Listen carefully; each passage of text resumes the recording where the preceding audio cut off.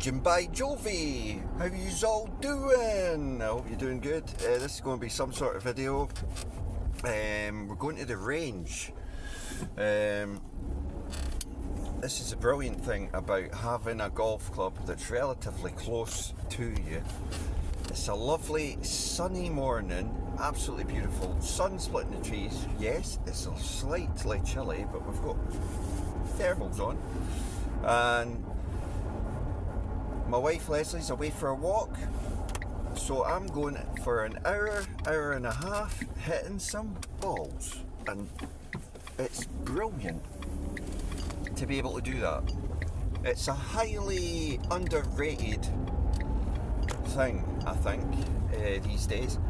I've spoke to many golfers, hardly any like going on the range for some reason.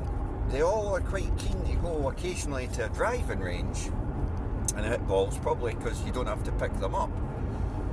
But if you've ever been at an actual range where you've got distances, you've got your laser with you, you're hitting targets, you're hitting distances, you've got to pick your own balls up, so your grouping gets pretty good pretty quickly. You don't want to be going all over the place picking balls up.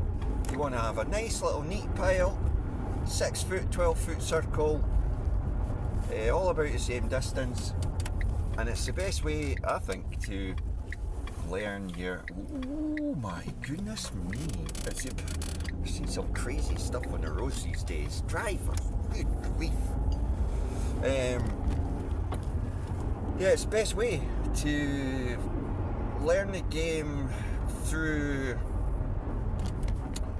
finding the middle of the club face, centre, you know, and distance and dispersion, without really going into all these numbers that everyone's obsessed with, you know, on the quad GC and the TrackMan and stuff. Now, numbers are good to have a look at, but they're not the be all and end all, so you've got to do a combination of the both. And obviously we've missed that through the winter, because the winter's been absolutely, it's been cool, it's been rubbish here. I mean, really rubbish, like everywhere soaking wet. The balls were all, you know, frozen solid, horrible. There's just no point in doing it. So we have been lucky with this window of opportunity. We're taking it, we're going out, and we're getting some real practice in with 4 weeks to go before the start of the season. Hey, sorry for the lighting conditions, not very good, that is it? It's like I'm hidden. That's a bit better. No, really don't. It's one of those days where it's really quite bright, sunny, lovely. So, you know, the range where we're going, it's tremendous. You can walk out to the middle, you can hit full driver and send it and not run out of room. I can't say there's many driving ranges as good as our one for doing that. And you can get your flight dialed in, your feel, all the rest of it. Now, on the whole driver thing, we are not taking the Nike Sumo Square out the bag. So if you are offended by the noise it makes, I suggest buying a cheap pair of earplugs. We might start giving them away on the channel when we're doing the vlogs. If you request, can I have a set of earplugs? We'll send you a pair. Because it's such a great driver for staying on the fairway on tight holes. It hits a lovely soft lemony fade every shot. It's shapeable. It's quite a, it's a mid-ball flight. So I'm definitely going with that driver, but not for every single hole. So I'm actually playing 2 drivers just now. So we have got today to try a Stealth Plus. Now, this was an interesting purchase, and we're hoping that A, it's as good as I remember, because I did get a shot of Hugh Dent's one and I loved it. Since then though, obviously when they first came out they were a fortune. They have come down in price. Now, interestingly, the Stealth Plus had the adjustability from the front, so you could have a real low spin, you can move it left and right, and the back weight, you could change that. So they've taken a lot of that and put it into the QI35, just in a different way. But the QI35 absolutely has no metal in it whatsoever, which I find really weird. The Stealth still has a metallic ring round it, and then all the carbon panels kind of like get glued to that. So it wasn't fully carbon. And I liked the feel of it. I liked the red face. I know a lot of people didn't like the red face, but I actually did. I thought the red face was brilliant on them. So I've picked one up, and I picked one up for £140 with no marks on it. A1, I'd say, if you were rating the head, 9, alright, because it has been hit. The shaft's a 10 because it's still got the original labels on it. It's a blue Ventus VR shaft. Now, the reason I went for the Stealth as well is I've got about 5 different tailor-made shafts. So the shaft wasn't really an issue for me. What I'm going to do is probably put my Riptide shaft in it, that I just seem to get on with. So I've got options there. So we're going to try it today at the range, and just shows you like the value for money you can get in used equipment.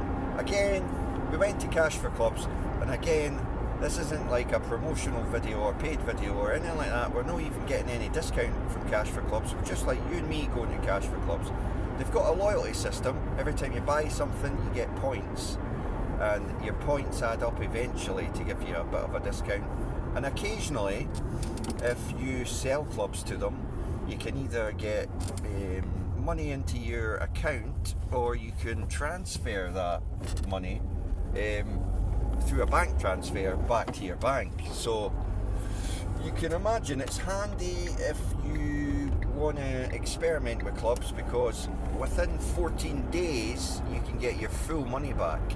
So if you don't get on with something like a week later and you go, you know, I don't know why I bought that, either I can't hit it or it's not any better than the one I've got, you can take it back, say to them, well, look, I've tried it, and they give you a full refund. Or you can exchange it for something else that might suit. You might have to go up a loft, down a loft.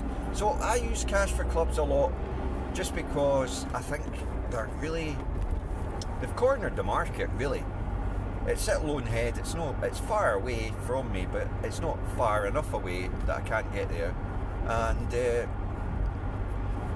you know, I just think they're a good company. They're fair. The prices they give, they're not bad. I mean, if you want to go through the hassle of trying to sell something privately right now, you'll find out, as I did, things aren't really selling at I mean, what I do is I look up the golf club on Cash for Clubs to see what they're selling for, and if I want to try and sell it privately, I maybe take £20 off whatever that amount is, and I try and sell it, right?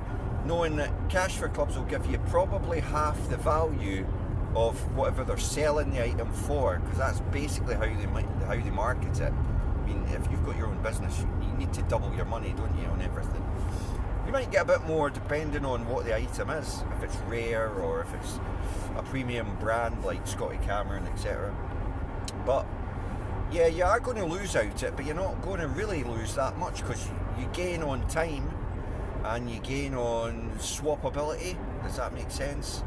Because if you're trading stuff in, they can give you slightly more if you're taking stuff rather than them giving you cash. So I think they're pretty cool that way.